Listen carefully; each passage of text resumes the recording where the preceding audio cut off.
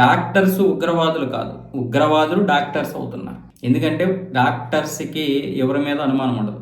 Doctors వృత్తి అంటే అలాంటిది. కులము, మతము, ప్రాంతము ఏ భేదము లేనటువంటి వృత్తి డాక్టర్స్ వృత్తి. ఒక ముస్లిం డాక్టర్స్ దగ్గరికి హిందువులు వెళ్తారు, ఒక హిందూ డాక్టర్స్ దగ్గరికి ముస్లిమ్స్ వస్తారు, క్రిస్టియన్స్ వస్తారు. అంటే భేదం ఉండదు. ఇతను ఒక మతస్థుడు అనేది ఉండదు. డాక్టర్ అంటే డాక్టర్, ప్రాణాలు కాపాడేవాడు డాక్టర్.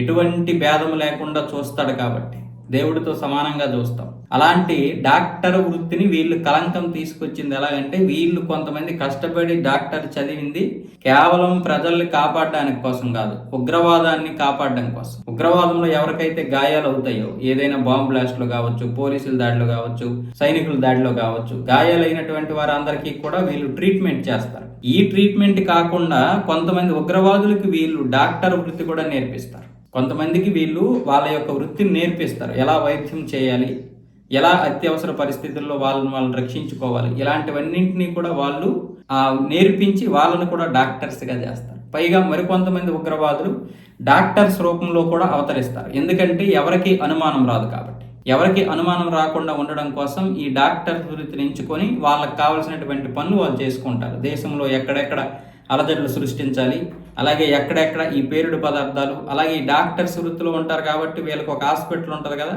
హాస్పిటల్లో ఈ మొత్తం ఈ యొక్క ఉగ్ర సామాన్ అంతా కూడా ఇక్కడ నిక్షిప్తం చేసుకోవచ్చు. అది పేరుడు పదార్థం కావచ్చు, గన్స్ కావచ్చు, ఇంకేదైనా కావచ్చు, డ్రగ్స్ కావచ్చు, అవన్నీ హాస్పిటల్లో దాచుకోవచ్చు. అంటే ఒక స్టోరేజ్ లాగా ఉపయోగపడతాయి ఈ డాక్టర్కి ఉన్నటువంటి ఆసుపత్రులన్నీ. ఈ విధంగా అయితే డాక్టర్స్ వృత్తిని ఉగ్రవాదులు ఉపయోగించుకుంటున్నారు. ఎందుకు? భగవంతుడిగా చూస్తారు కాబట్టి డాక్టర్ని, ఎవరికి అనుమానం రాదు కాబట్టి. ఈ విధంగా డాక్టర్స్ ఉగ్రవాదులు అవ్వడం కాదు, ఉగ్రవాదులు డాక్టర్స్గా మారుతున్నారు. అది మనం గుర్తించాలి.